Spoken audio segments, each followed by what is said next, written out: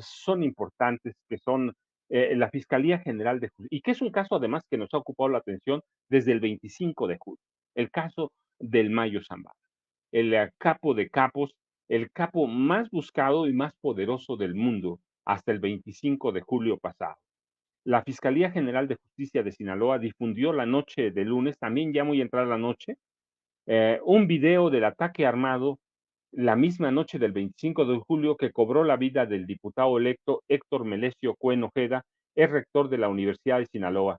El video que se hizo viral casi de inmediato es una muestra de que el capo mayor del cártel de Sinaloa, Ismael el Mayo Zambada, miente en la carta que el fin de semana difundió su abogado defensor Frank Pérez y en la que Zambada afirma que fue emboscado y que a esa misma hora habían asesinado al diputado electo Melesio Cuen Ojeda. Recuerden, había una gran polémica porque esta carta que estamos viendo en batalla, y que además firma el Mayo Zambada, pero que no puede distribuir claramente, está en la cárcel, pero la difundió su abogado Frank Pérez.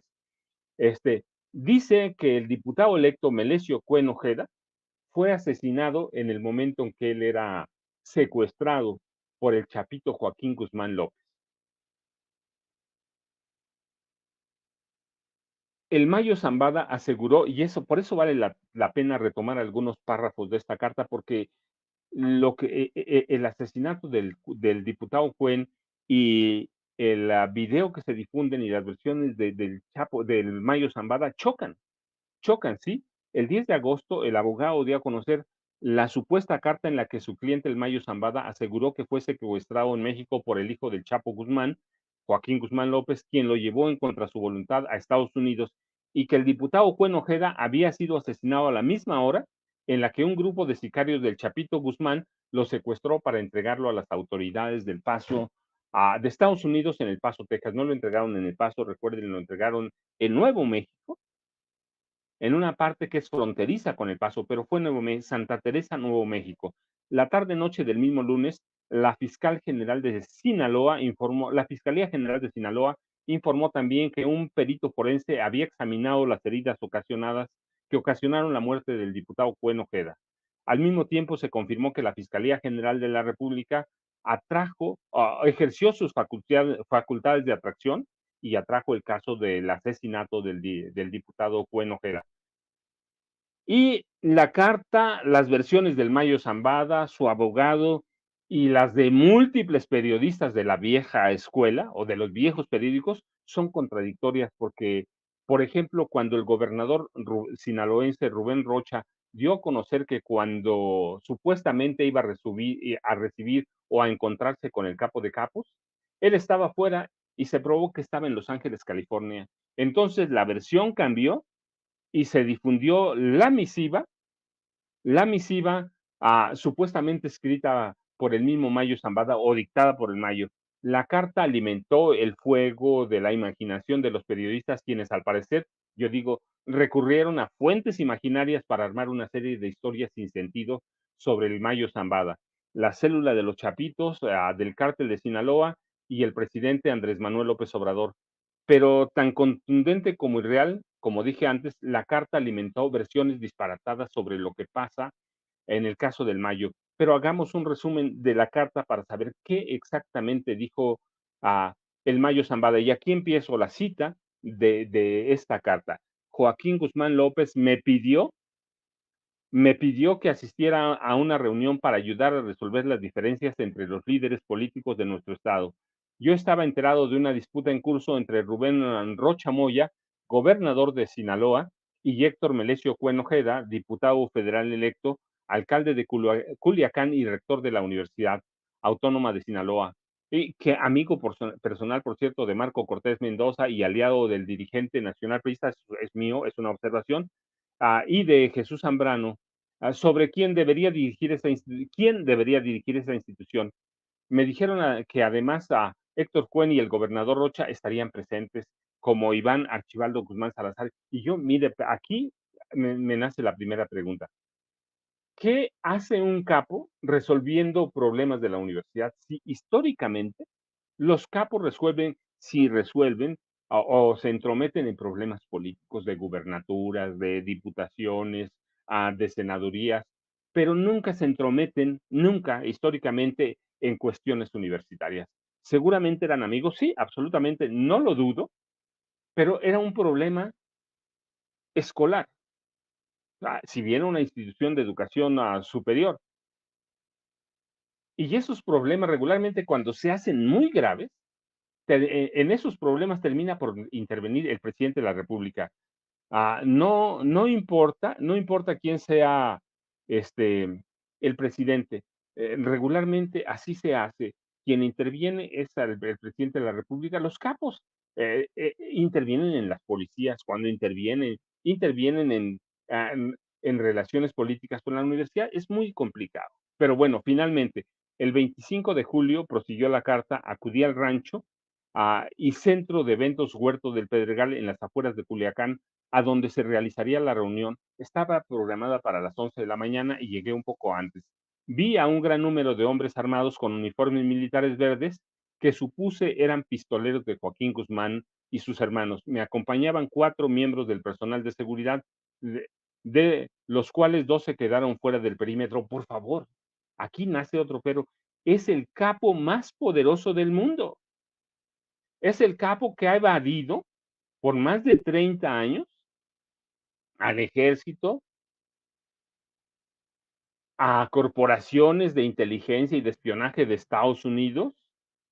Es el capo que ha dominado el narcotráfico desde 1993, no antes, desde 93, la primera vez que cuando cayó preso el Chapo Guzmán allá en Guatemala.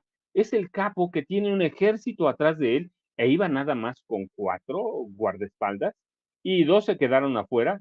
Dice, los 2 que entraron conmigo eran José Rosario Eras López, comandante de la Policía Judicial del Estado de Sinaloa, y Rodolfo Chaides, miembro de mi equipo de seguridad. ¿De veras llegó nada más con 2?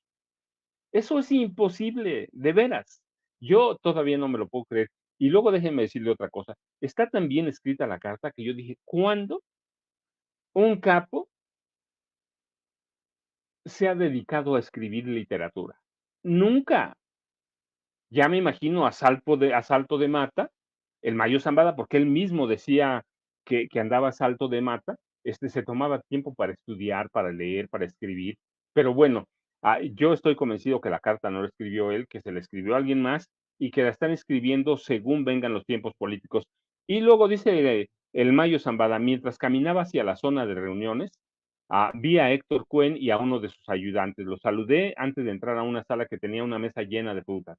Vi a Joaquín Guzmán López, a quien conozco desde que era niño, y me hizo un gesto para que le siguiera. Confiando en la naturaleza de la reunión y en las personas implicadas, le seguí sin vacilar. Me condujeron a una habitación oscura. Por favor, aquí es otro pero de veras.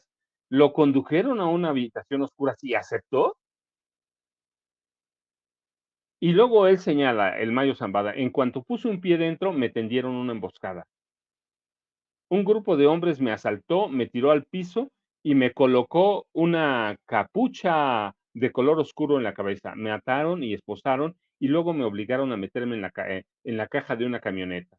Después me llevaron a aterrizaje a unos 20 o 25 minutos de distancia, donde me obligaron a subir a un avión privado. Por favor, eso de veras es una historia increíble. Ni la ciencia ficción lo habría hecho mejor. Es el capo, insisto, más poderoso del mundo. Es el capo que siempre anda con hombres que tienen armas de última generación. Y luego dice, Joaquín me quitó la capucha de la cabeza y me ató con bridas al asiento. En el avión no había nadie más que Joaquín, el piloto y yo. El vuelo duró entre 2:30 y 3 horas sin escalas hasta que llegamos a El Paso, Texas. Otra vez, no llegaron a El Paso, llegaron a Santa Teresa, Nuevo México. Fue allí en la pista donde los agentes federales estadounidenses me detuvieron. La idea que me entregué o cooperé voluntariamente es completa e inequívocamente falsa. ¿De veras es falso? Y viene lo interesante. Otra, es que toda la carta de veras es interesante. A mí, yo digo, ¿cuándo aprendió a escribir tan bien? ¿Cuándo aprendió a contar sus historias así? Desmintió la versión oficial de que Cuen Ojeda fue baleado la noche del 25 de julio en una gasolinera. Y lo cito porque es bien importante. Cuen fue asesinado a la misma hora y en el mismo lugar donde yo fui secuestrado. Héctor Melesio Cuen Ojeda, el diputado federal electo, era amigo mío desde hacía mucho tiempo y lamento profundamente su muerte, así como la desaparición de José Rosario Eras López y Rodolfo Chaides. Y allí viene lo interesante. El video mostrado anoche cuenta otra historia. El diputado Cuen fue asesinado por la noche, no en la mañana, no a donde estaba el Mayo Zambada. Así que alguien está mintiendo. La carta es mentirosa, es tramposa. Antes de que el video circulara en cada redacción de los medios de este país, se hizo público que la Fiscalía General de la República solicitó a la autoridad judicial de Sinaloa la declinación de la competencia en las investigaciones del asesinato. Ya la misma procuradora, la Fiscalía General de Sinaloa dijo, no, pues que ellos hagan la investigación. Así que alguien está mintiendo. Sara Bruma Quiñones Estrada, fiscal general de Sinaloa, dio a conocer que ya recibió las notificaciones de la atracción. Es decir, Sinaloa no va a investigar nada para que no haya dudas. Pero lo que confirmó es que la víctima fue baleada en la noche en esa gasolinera y que llegó a una clínica médica sin signos vitales a donde trataron de reanimar. En el video que se tiene de la estación de gasolina se aprecia la llegada de dos personas en una motocicleta, uno de ellos desciende y dispara, aparentemente contra Cuen Ojeda, por lo que el acompañante de nombre Fausto, que conducía la unidad, sale rápidamente del establecimiento, seguramente había ido a pagar la gasolina. Ha tomado como base el video, el testimonio del acompañante de la víctima y personal de la estación de gasolina se mantiene como línea de investigación un intento de robo de la camioneta. Claro, no se descarta también que haya sido ejecutado por el narcotráfico, pero aquellas versiones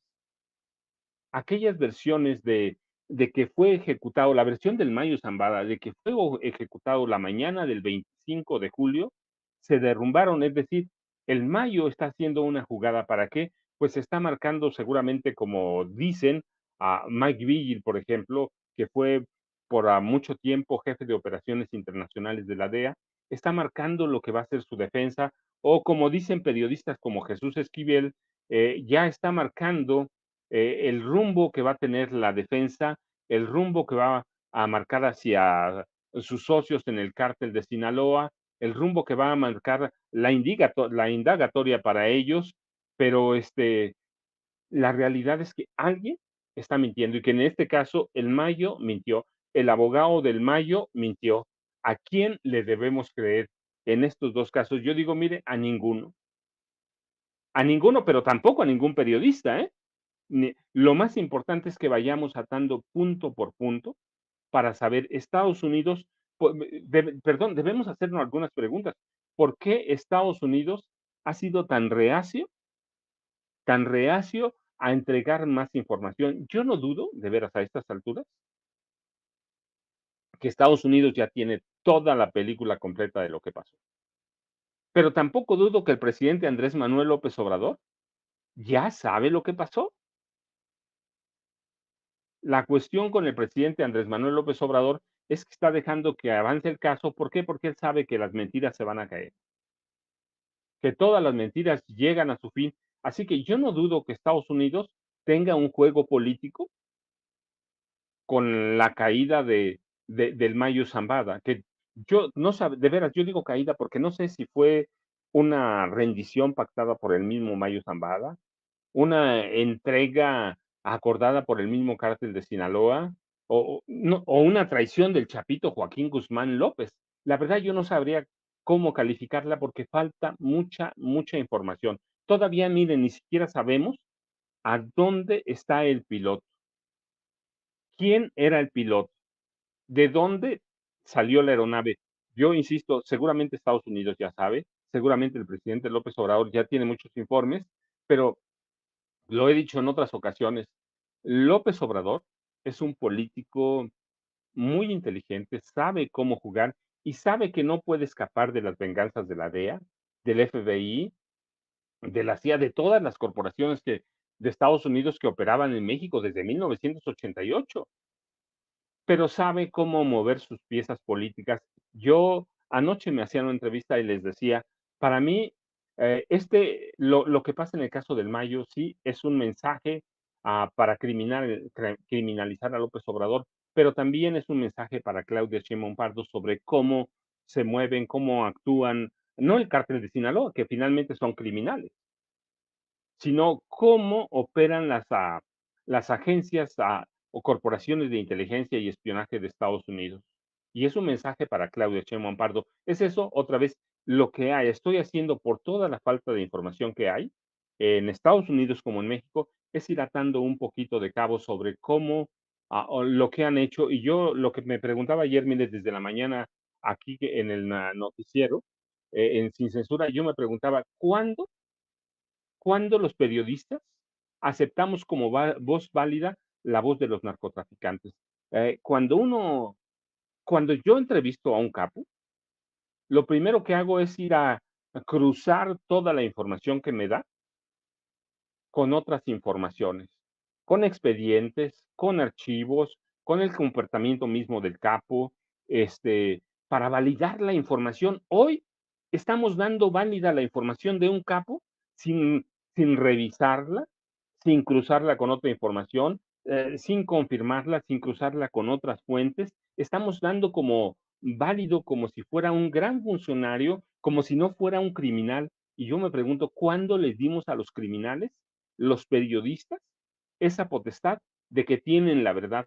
Y la conclusión que tengo es que los periodistas viejos, aquellos llamados de la prensa corporativa, le han dado voz por el enojo que tienen contra López Obrador. Yo no encuentro otra explicación de veras. ¿Cómo podemos darle credibilidad a un tipo? Y la gente dice, pero en un juzgado se las dan. Son otras condiciones. Por ejemplo, en el juicio a Genaro García Luna, que lo acabamos de seguir, o en el juicio que se siguió a Chapo Guzmán en el mismo juzgado federal de Estados Unidos en Nueva York, sí dieron como válidas a versiones de los testigos protegidos o de los testigos cooperantes, como los llaman. Sí, pero ya cruzaron esa información con la de otros testigos protegidos, con información de sus archivos, con información de las autoridades. Es decir, no es tan sencillo decir, este capo tiene razón. Para validar la información de un capo hay que cruzarla con muchas otras versiones y cruzar las incongruencias, las mentiras. Y hoy estamos dando como válida la versión de un personaje que es un asesino. Yo les decía antes, sí, es una persona, es un ser humano, pero es un asesino, es un criminal y es un criminal que de sangre fría, ¿eh? Es un criminal que asesina, que ejecuta y que trafica drogas que son peligrosísimas para los seres humanos, no solo para los estadounidenses, ¿eh? Sino para nosotros también. Mucha droga se va a Estados Unidos, ciertamente, pero mucha se queda y estos hombres son capaces de esclavizar a personas en México. Así que, ¿cómo, me pregunto, hemos sido capaces de darle voz a un personaje como el Mayo Zambada sin cuestionarlo, sin cuestionar a su abogado, sin cuestionar nada de lo que dice? Y lo que encuentro es eso, es que la clave está en el odio que muchos periodistas tienen o sienten contra Andrés Manuel López Obrador. Y lo hemos platicado aquí, miren, no es un odio gratuito. Este, hasta el gobierno de Enrique Peña Nieto, o perdón, hasta la llegada de López Obrador, que lo veíamos en pantalla, hasta la llegada de Andrés Manuel López Obrador, el 1 de diciembre de 2018, todos los periódicos de este país y los grandes periodistas recibían miles de millones de pesos de gobierno, miles de millones. Peña les entregó 40,000 millones de pesos.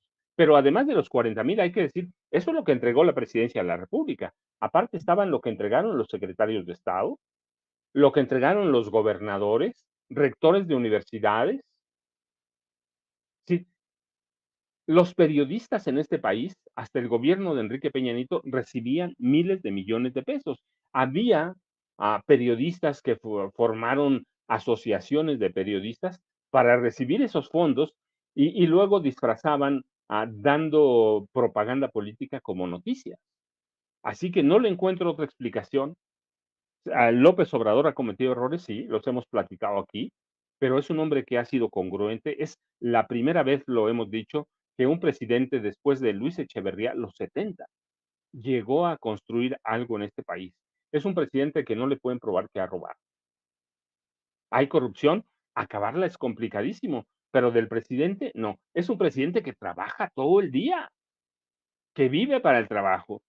Tenemos trenes, tenemos carreteras, tenemos obras, todos los días las vemos. Así que para mí la clave es el odio que le tienen al presidente Andrés Manuel López Obrador. ¿Se va a acabar? Pues ayer les dio Claudia Sheinbaum Pardo la noticia. Las mañaneras van a seguir. Es decir, ¿cómo logró Andrés Manuel López Obrador acabar con ese monopolio de la palabra? A través de las mañaneras. Y Claudia Sheinbaum Pardo ayer lo hizo público en una conferencia en la mañana. Ah, en la conferencia que da prácticamente todos los días, pero la de ayer para nombrar otros funcionarios o personas que van a ser funcionarios en su gobierno a partir del 1 de octubre. Va a haber mañaneras todos los días de 7 a 9 de la mañana. Para mí, de veras, habría sido incongruente que las quitara. Yo entiendo que Claudia Sheinbaum Pardo no es Andrés Manuel López Obrador. Me queda clarísimo. López Obrador solo uno, pero ella tiene su estilo. Y algo bueno que hizo López Obrador fue eso, tener una agenda propia, tener voz propia. Y eso ha desquiciado a los viejos periodistas. Así que para mí habría sido incongruente que Claudia Sheinbaum Pardo quitara las mañaneras. Ayer ya confirmó, sí, sí va a haber mañaneras, 7 a 9 de la mañana, seguramente no van a durar tanto. Recuerden, López Obrador es una máquina para hablar, es una máquina, es un tipo que ha estudiado cualquier cantidad, tiene 50,000 historias y tiene una memoria privilegiada. De un tema se lleva a otro, a otro. A veces yo digo, les voy a decir, a mí a veces me gusta escuchar la mañanera porque lo que hace el presidente López Obrador es dar pequeñas clases de historia. Habla de política, habla de culturas ancestrales, habla de economía. Un hombre que no tiene los grandes doctorados, como Carlos Salinas de Gortari, como Miguel de la Madrid, como Ernesto Zedillo, que hundieron a este país con todos esos reconocimientos o esos estudios hundieron a este país. López Obrador lo mantiene a flote y ha sabido explicarlo todos los días durante 6 años. Y eso para mí, mi respeto.